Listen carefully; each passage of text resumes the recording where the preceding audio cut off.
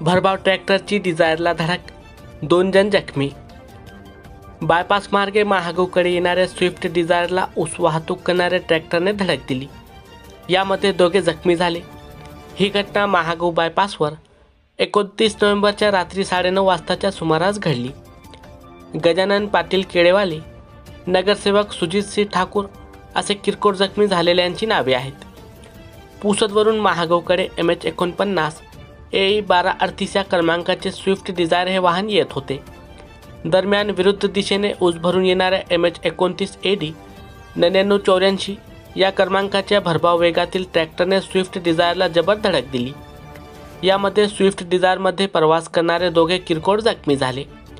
त्यातील एकाला पुसद येथे उपचारार्थ दाखल केले होते, मात्र नंतर नांदेड येथे हलविण्यात आल्याची प्राथमिक माहिती समोर आली आहे।